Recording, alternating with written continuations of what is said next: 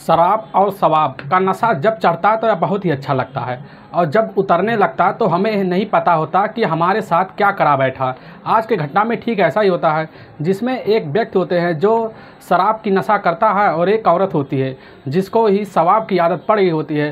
तभी उसी बीच जो होते हैं या दोनों अपने ही साथ चलते हैं, और अपने साथ चलने की वजह से इनमें दोनों में से एक दिन एक व्यक्ति को हाथ धोना पड़ जाता है। और इसके बाद जो पुलिस होती है जब इस घटना की पूरी तरह से छानबीन करती है और जांच करती है, जो सच्चाई सबके सामने निकल के आती है, तो इस घटना के सुनने के बाद वहाँ के लोगों को अपने कानों पर विश्वास भी नहीं होता। दोस्तों, आखिर क्या हुआ इस घटना में या घटना कैसे घटी, इस घटना की आप पूरी सच्चाई जानने के लिए इस वीडियो को आप लास्ट तक जरूर देखिएगा। नमस्कार दोस्तों, मैं प्रदीप कुमार आपको इस टेढ़ी बात चैनल पे मैं स्वागत करता हूं। दोस्तों आज की यह जो घटना है, यह घटना है उत्तर प्रदेश, और उत्तर प्रदेश का एक शहर पड़ता है फतेहपुर शहर, और उसी फतेहपुर शहर का एक थाना लगता है सदर थाना, और सदर थाना के पास एक इलाका पड़ता है बक्सपुर, और उसी बक्सपुर में रहने वाले एक व्यक्ति होते हैं जिनका नाम होता है दीनदयाल साहू। दीनदयाल साहू जो होते हैं वह उसी गांव के जमींदार होते हैं जिनके पास 5 बीघा खेती होता है, और उनके पास काफ़ी अच्छे उपजाऊ ज़मीन भी होते हैं, जिससे खेती करके काफ़ी अच्छी उपज बना लेते हैं। और उनके जो है 2 बेटे होते हैं, जिनका बड़े बेटे का नाम होता है राम बाबू जो होता है उसकी उम्र होती है लगभग 28 साल, और उसकी पत्नी का नाम होता है लीला देवी जो है काफ़ी खूबसूरत थी। उनके पास भी 2 बेटे थे, और मौके पर जो छोटा बेटा था उसका नाम होता है राजू प्रसाद साहू की उम्र होती है 26 साल, और उसके पत्नी का नाम होता है सुलेखा की उम्र लगभग 24 साल थी, और सुलेखा की एक बेटी थी। तो मौके पर इनका जो परिवार होता है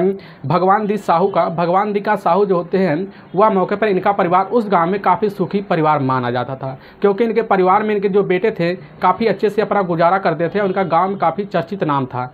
तो मौके पर 27 मार्च 2021 का दिन था, जिस दिन होली का दिन होता है। उसी दिन उस घर में काफ़ी अच्छे से तैयारी चल रही होती है। होली की तैयारी चलने के बाद दिन भर जो है वह मौके पर जो होते हैं राजू प्रसाद साहू जो है उसी समय वह होली मना रहे होते हैं। तभी मौके पर उनको उसी गाँव में किसी व्यक्ति ने बुला लिया, और बुलाने के बाद वह अपनी पत्नी से बोल के चले गए कि अभी हम आ जाएंगे, अब जा रहे हैं हम दोस्तों के साथ होली मनाने, तो मौके पर आ जाएंगे।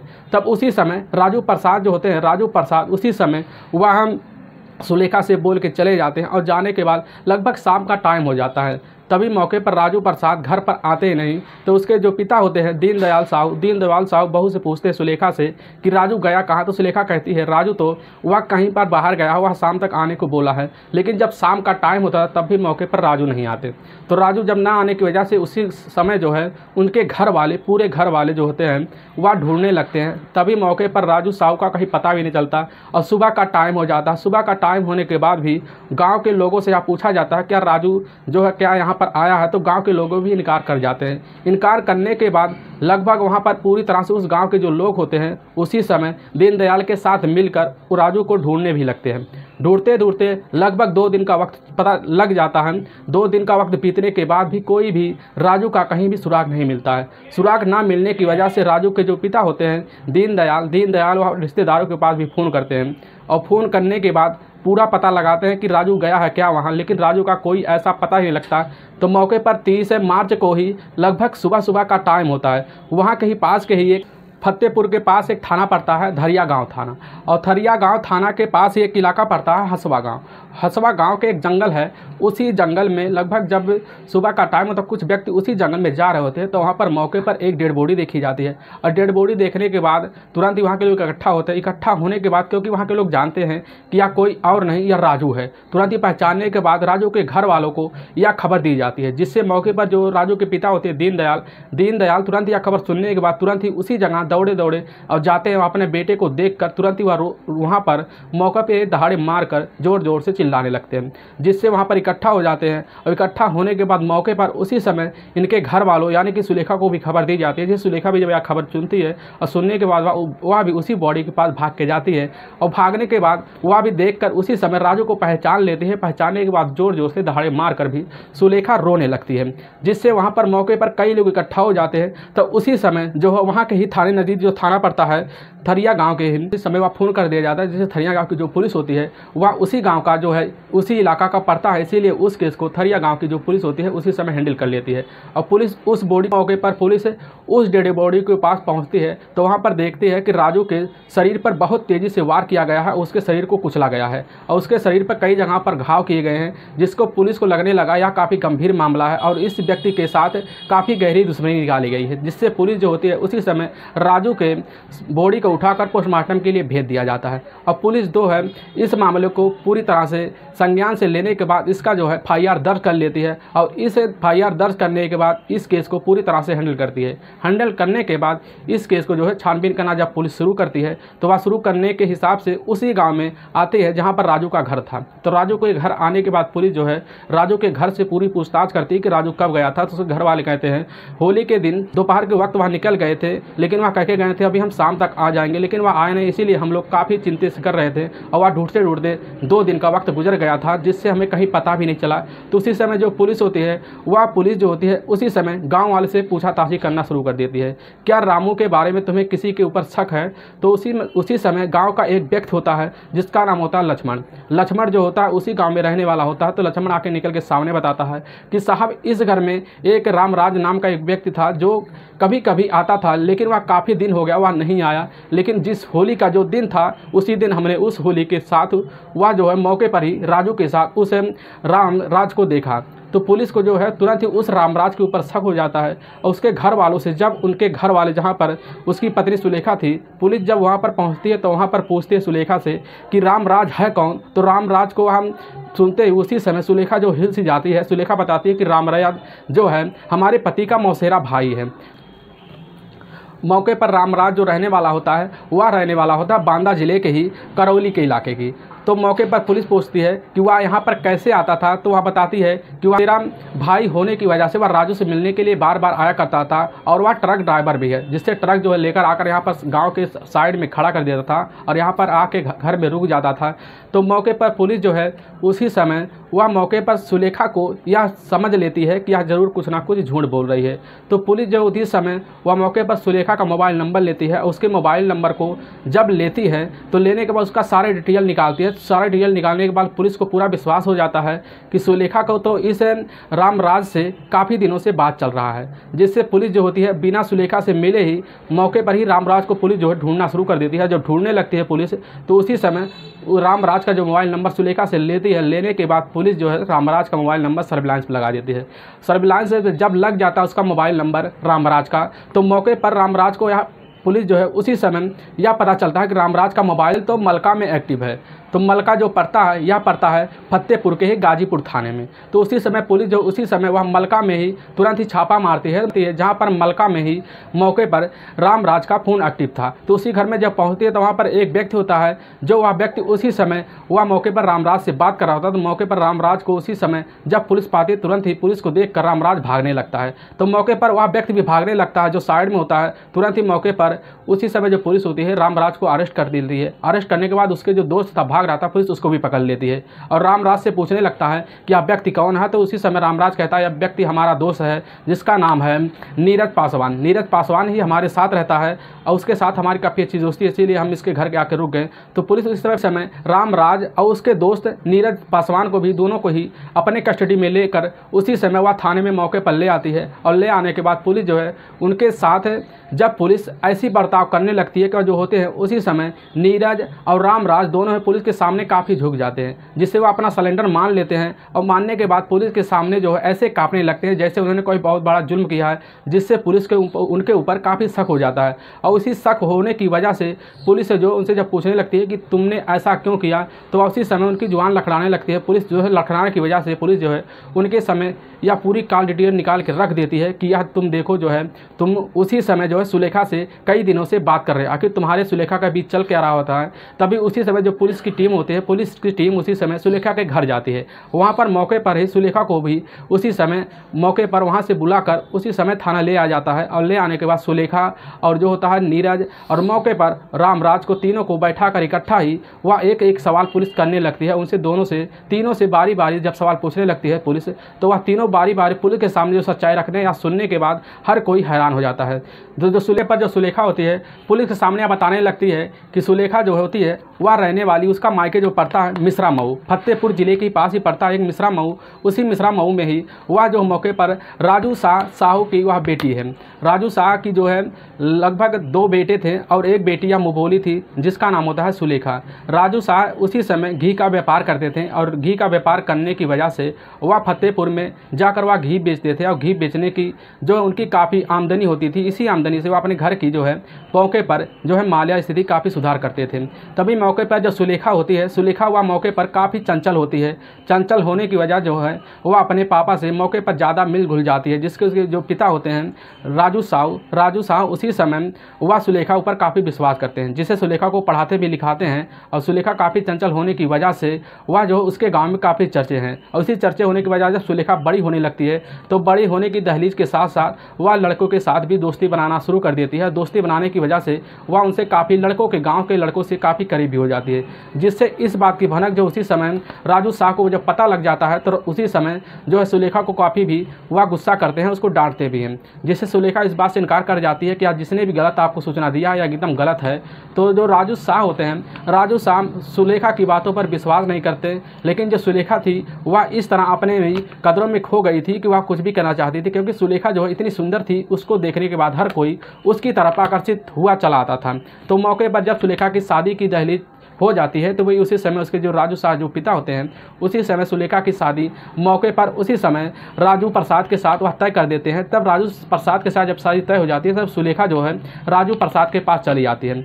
सुलेखा भी सोचती है कि अब हम राजू प्रसाद के पास जा रहे हैं क्योंकि उनके पास ज़्यादा खेती है, उनका जो है घर काफ़ी अच्छे से माहौल में है, इसी तरह हमारे जो सपने हैं वह सपने राजू प्रसाद के बाद पूरे हो जाएंगे। लेकिन जब सुलेखा आती है तो राजू प्रसाद जो होता है, राजू प्रसाद थोड़ा सांवला था, सुलेखा जो होती है सुलेखा काफ़ी सुंदर थी। लेकिन जो राजू प्रसाद सुलेखा को पाकर इतना खुश हो गया था कि वह सोचता है कि हमने इतनी सुंदर औरत पाई है, इसको देखने के बाद हर कोई यह सोचेगा या कितना जो है यह नसीब वाला व्यक्ति है। तभी मौके पर जो सुलेखा होती है, सुलेखा भी सोचती है हमारा नसीब जो है थोड़ा ख़राब है लेकिन अपना नसीब हम बना लेंगे।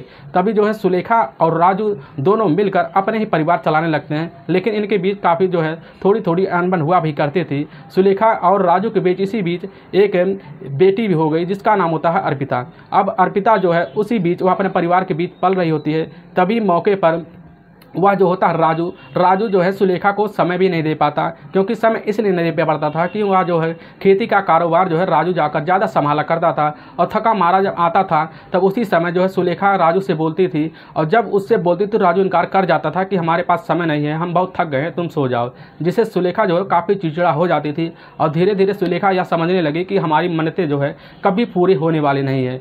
तभी मौके पर सुलेखा की जो शारीरिक ज़रूरत थी वह नहीं पूरी हो पाती और इसी चक्कर में सुलेखा जो है नए शारीरिक सुख देने वाले व्यक्ति की तलाश करने लगती है। तभी मौके पर यह जो होता है एक दिन ऐसा आता है कि वह मौके पर जो होता है रामराज वह ट्रक ड्राइवर होता है। ट्रक ड्राइवर होने की वजह से वह मौके पर उसी समय फतेहपुर में अपनी ट्रक वहां पर खड़ा कर देता था, जिसे खड़ा करने के बाद रामराज वह मौके पर आकर उसी समय आकर राजू प्रसाद से काफ़ी ज़्यादा घुल मिल जाता था।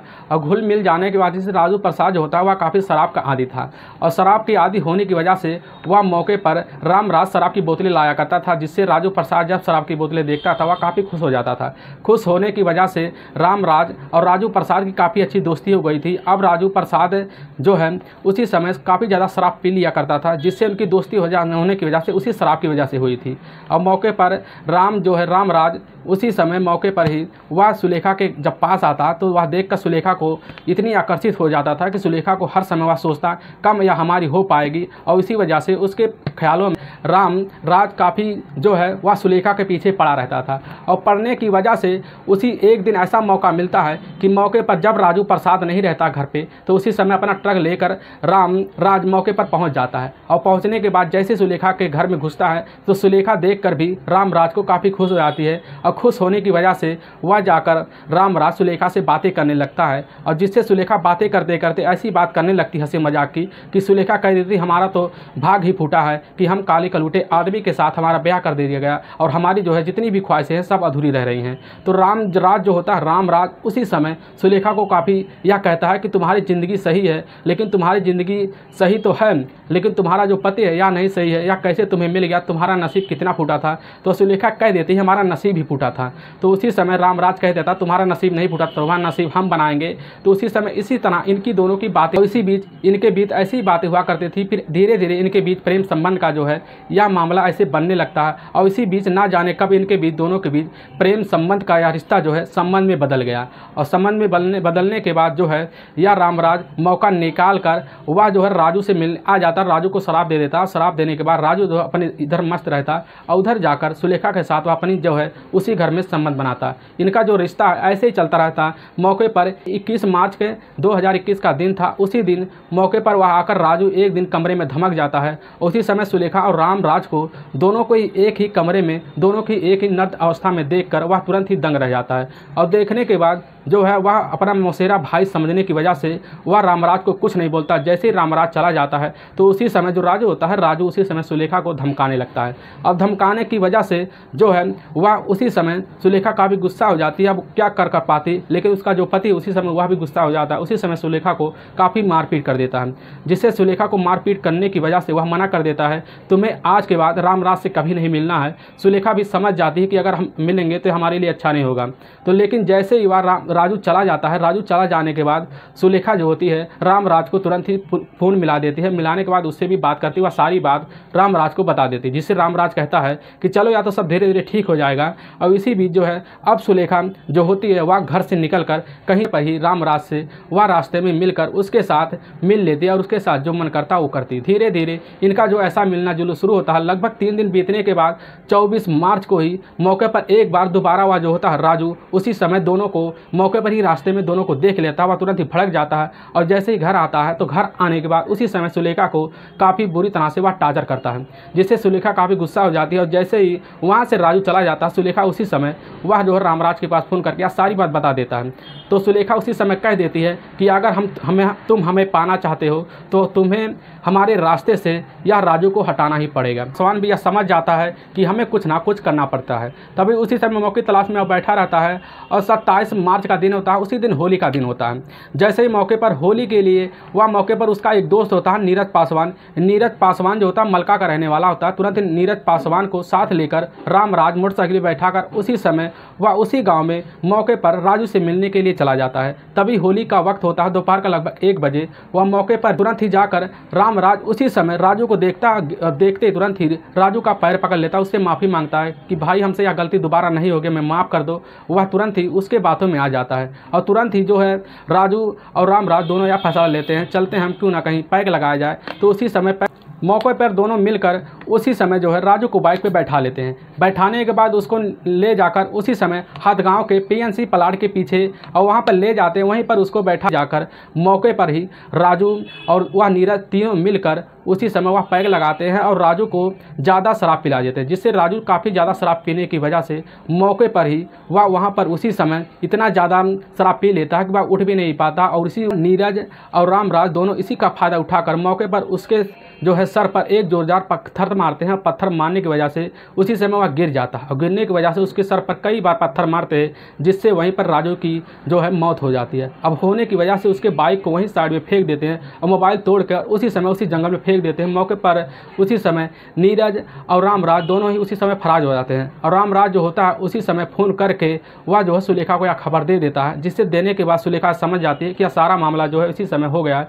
और वाकई में दोस्तों जब यह जो है सारी कहानी उसी समय जो सुलेखा पुलिस के सामने बताती है, तो पुलिस सुनने के उसके बाद उसी समय जो होता है वह मौके पर ही नीरज और रामराज और तीनों सुलेखा मतलब यानी तीनों को ही उसी समय पुलिस एक लंबी चार्जशीट लगाकर जेल में डाल देती है। और दोस्तों इस घटना का सुनाने का मकसद हमें आपको ठेस पहुंचाना नहीं है, बस आपको हम सावधान और सतर्क करना चाहते हैं। इसलिए जहां भी रहें आप सावधान और सतर्क जरूर रहें। दोस्तों अगर आपका वीडियो पसंद आ रहा है तो इस वीडियो को आप ज़्यादा से ज़्यादा शेयर और सब्सक्राइब जरूर कीजिए, जिससे हम आपके बहुत आभारी रहेंगे। फिर मिलेंगे नेक्स्ट वीडियो लेकर, तब तक के लिए राम राम, जय हिंद दोस्तों।